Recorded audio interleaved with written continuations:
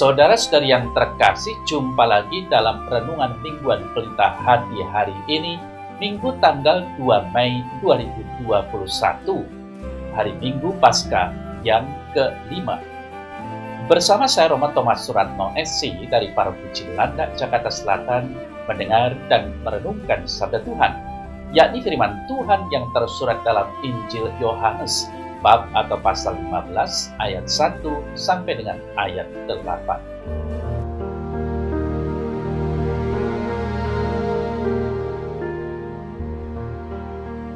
Dalam amanat perpisahannya, Yesus berkata kepada murid-muridnya, "Akulah pokok anggur yang benar dan Bapakulah pengusahanya.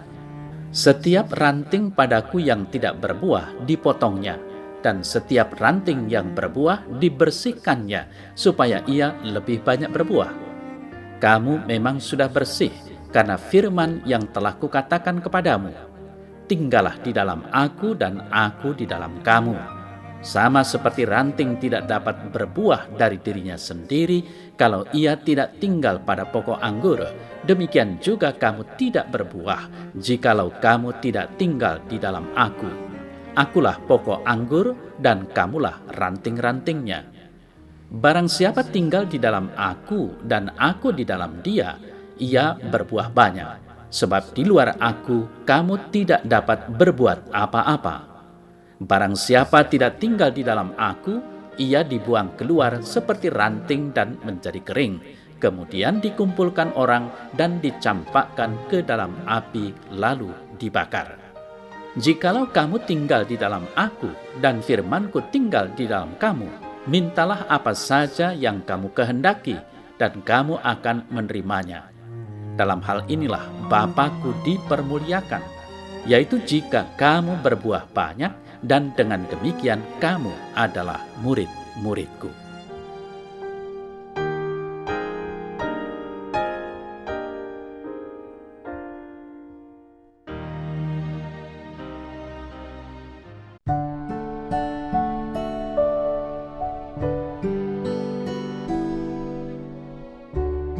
Saudara-saudari yang terkasih, hari ini kita sudah memasuki hari Minggu Paskah yang ke-5, di mana warta Injil berbicara tentang perumpamaan pokok anggur.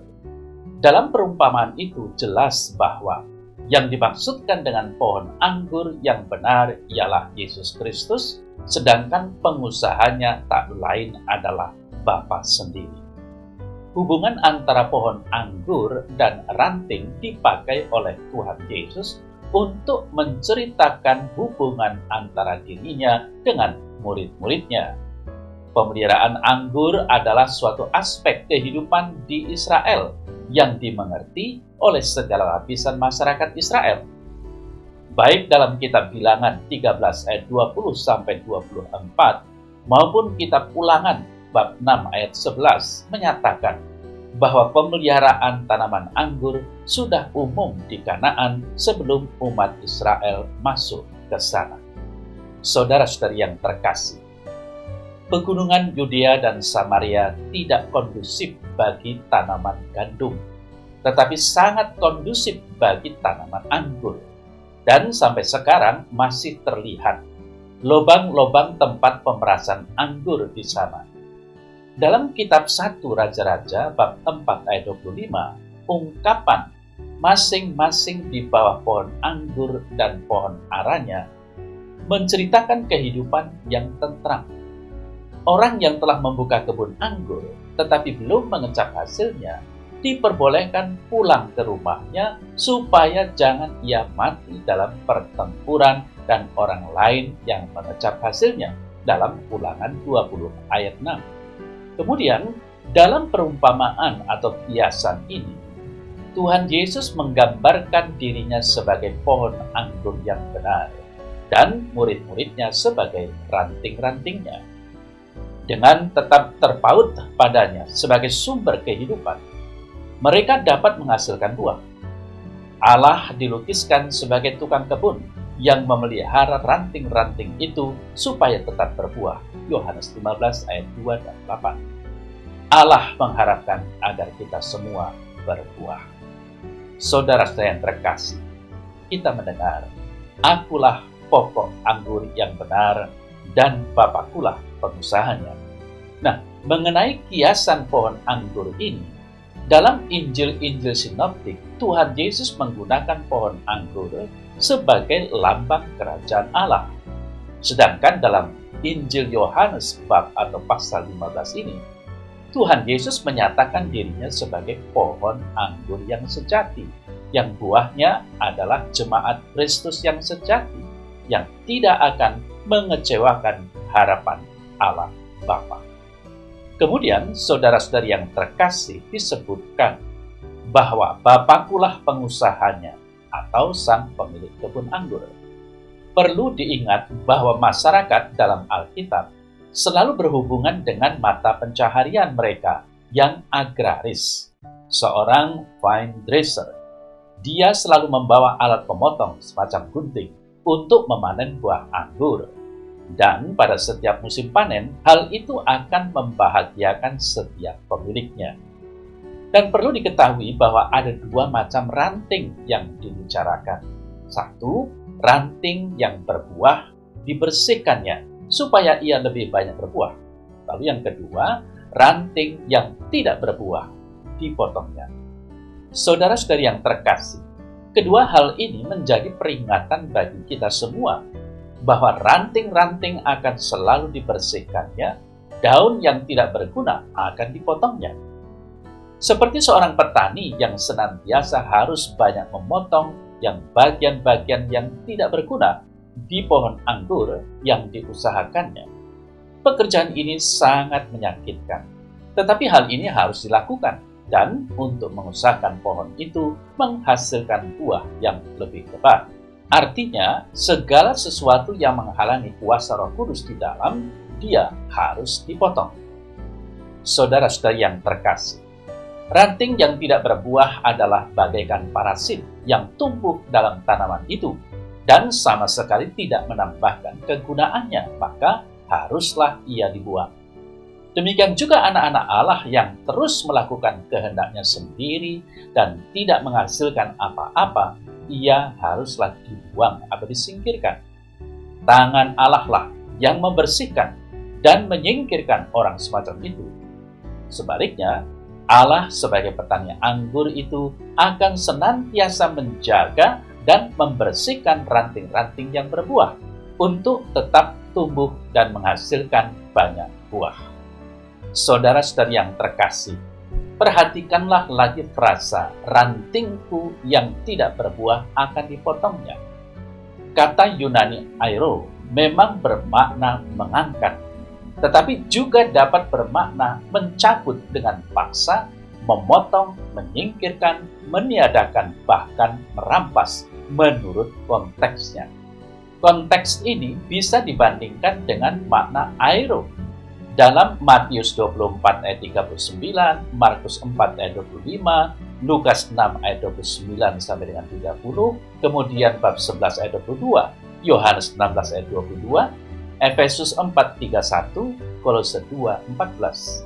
Semuanya memaknakan kata airei, mengangkat, tetapi itu dalam artian mencabut, memotong, melepaskan dari tempat asalnya. Saudara-saudari yang terkasih, cara yang baik untuk mendapatkan banyak buah dari sebuah pohon anggur ialah memotong ranting-ranting yang tidak berbuah dan membersihkan ranting-ranting yang berbuah dengan memotong daun-daun yang terlalu banyak dan tidak berguna. Maka, kata dia memangkasnya untuk lepas, ini mengandung maksud bahwa Bapa melakukan tindakan dengan sengaja, dengan suatu tujuan, bahwa ia sungguh akan melepaskan ranting-ranting yang tidak produktif. Jelas bahwa perikop ini selain bicara tentang berkat, juga bicara mengenai penghukuman bagi orang yang memilih lepas dari sang pokok anggur. Lalu, saudara-saudari yang terkasih, kepada ranting-ranting yang berbuah dibersihkannya, supaya ia lebih banyak berbuah. Apakah artinya ini? Artinya, Tuhan Yesus tidak menginginkan para murid yang tinggal di dalam Dia itu hanya duduk diam. Namun Dia menghendaki para murid yang berdiri bersiap bertahan untuk melakukan karya dan siap untuk melaksanakan tugas. Seperti prajurit yang siap berdiri tegap tunduk kepada perintah dari jenderal kita, Yesus Kristus. Saudara-saudara yang terkasih, firman yang kita dengar tadi mengatakan, "Tinggallah di dalam aku dan aku di dalam kamu." Sama seperti ranting tidak dapat berbuah dari dirinya sendiri kalau ia tidak tinggal pada pokok anggur, demikian juga kamu tidak berbuah jikalau kamu tidak tinggal di dalam aku. Akulah pokok anggur dan kamulah ranting-rantingnya. Nah, maksud dari firman ini, Tuhan Yesus memberikan perintah, tinggallah, berdirilah teguh dalam kesatuan hidup dengan aku sebagai anggota tubuhku. Sadarilah bahwa sebuah ranting tidak dapat berdiri sendiri jika tidak menancap pada pokok anggur.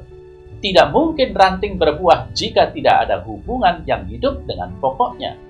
Demikian juga kita tidak mungkin berbuah jika tidak ada hubungan yang hidup dengan Yesus. Namun, ayat ini mengemukakan bahwa kita di dalam Kristus juga dapat menjadi terpisah dari Dia dan tanpa buah. Saudara-saudara yang terkasih, gagasan tinggal yang juga mengandung arti berdiri, bersiap sedia, diungkapkan dalam bentuk kesatuan yang tidak dapat dipisahkan. Tinggallah, berdirilah teguh di dalam aku dan aku di dalam kamu. Pasti Tuhan Yesus tidak sedang mengajarkan tentang bagaimana cara menanam pohon anggur, melainkan penegasan bahwa Dialah satu-satunya pohon anggur sejati yang menghasilkan buah kebenaran. Tuhan Yesus berani mengatakan hal itu karena memang Dia sendiri adalah kebenaran itu. Yohanes 14 ayat 6. Saudara saya terkasih, para murid Kristus harus memilih untuk tinggal berdiri teguh di dalam Tuhan Yesus. Memang, bisa saja seorang memilih untuk meninggalkan kasih kita yang semula, dan jikalau demikian tentulah kita tidak akan dapat berbuah. Sebaliknya, apabila kita boleh memilih untuk mendekat kepada Dia, Yesus, kita akan beroleh aliran kehidupan dari sang pokok anggur. Maka, kita perlu tinggal dan berdiri teguh di dalam Tuhan Yesus. Barang siapa tinggal di dalam aku dan aku di dalam Dia, ia berbuah banyak. Sebab di luar aku, kamu tidak dapat berbuat apa-apa. Saudara-saudari yang terkasih, dalam kiasan pokok anggur dan ranting, ranting dapat berbuah karena berhubungan dengan pokok anggur. Murid-murid Kristus harus tinggal melekat dan bersiap sedia secara aktif di dalam Tuhan Yesus. Murid-murid Kristus harus bersatu dengan sumber kehidupan agar terus hidup. Mereka tidak akan menghasilkan buah jika terlepas dari persatuan dan persekutuan dengan Tuhan Yesus yang adalah sumber hidup. Ingatlah, Tuhan Yesus pernah bersabda dalam Yohanes 14 ayat 6, "Akulah hidup." Ranting yang terputus dengan pohonnya adalah ranting yang tak ada kehidupan. Maka ranting yang terputus dengan pohonnya adalah ranting yang tidak ada kehidupan. Saudara-saudari yang terkasih, sekali lagi dalam perikop ini, Tuhan Yesus mengajarkan kepada para murid bahwa Dialah pohon anggur yang sejati.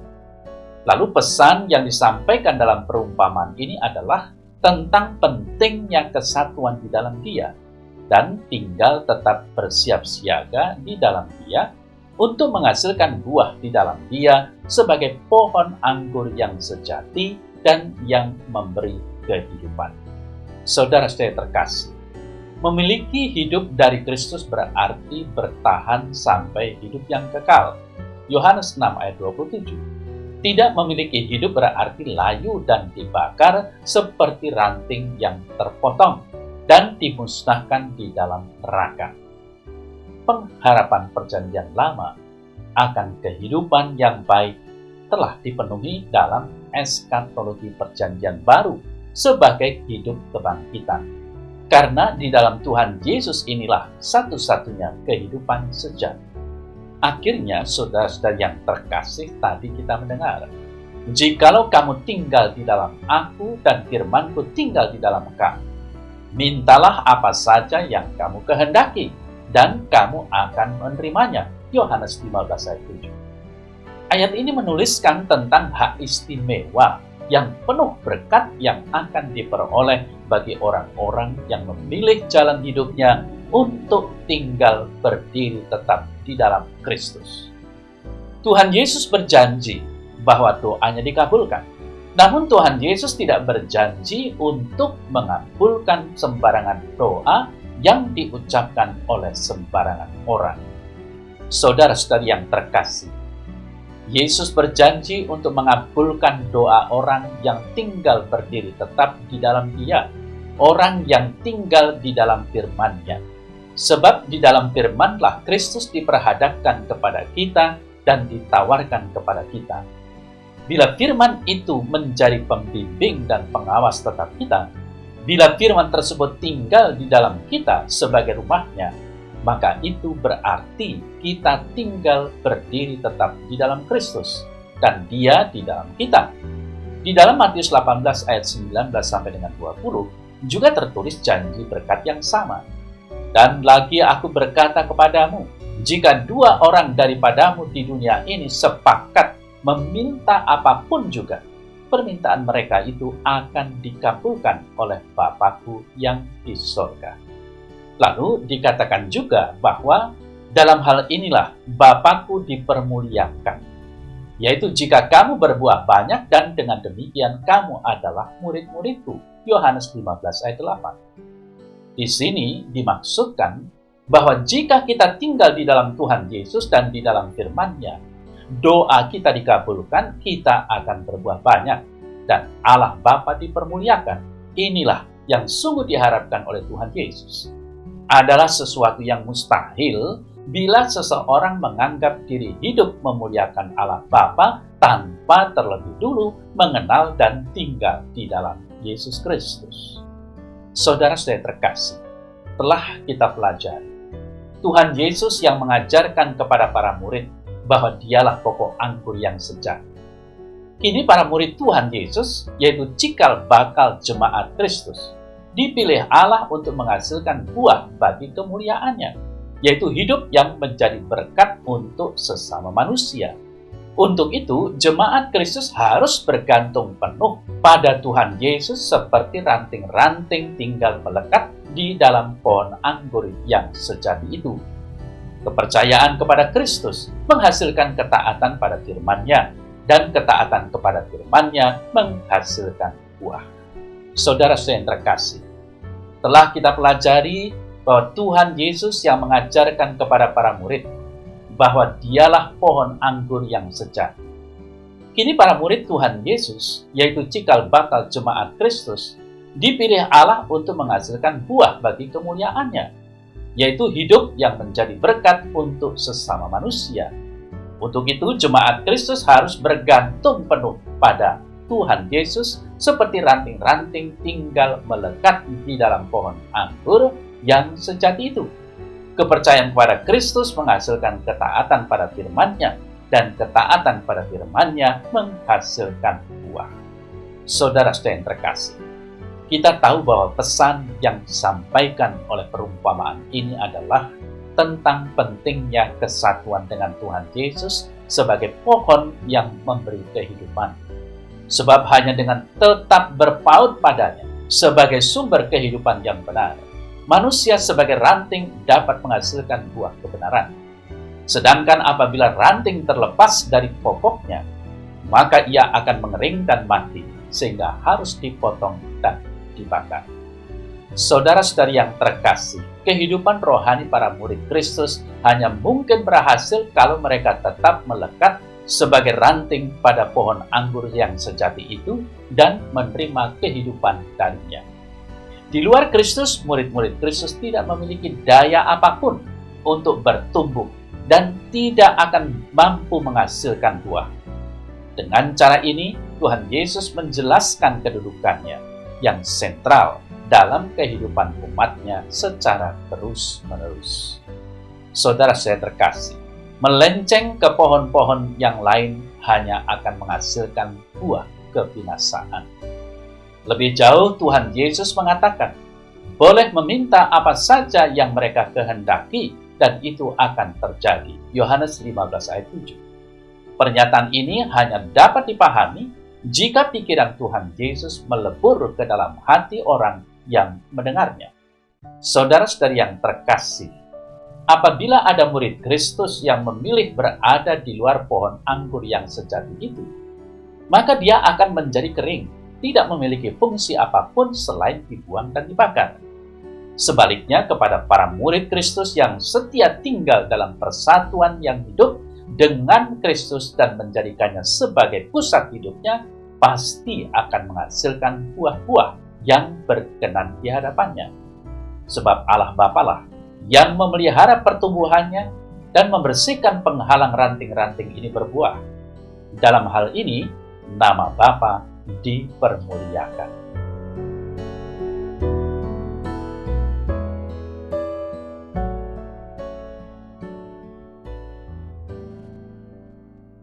Dalam nama Bapa dan Putra dan Roh Kudus. Amin. Ya Tuhan Allah, berilah kami kemampuan untuk tetap hidup dan tinggal bersama-Mu. Curahkanlah Roh Kudus-Mu, sehingga kami terdorong terus-menerus untuk menjalankan apa yang Kau kehendaki, dan akhirnya kami dapat menghasilkan buah melimpah demi kemuliaan nama-Mu. Terpujilah Engkau kini dan sepanjang segala masa. Amin. Dalam nama Bapa dan Putra dan Roh Kudus. Amin.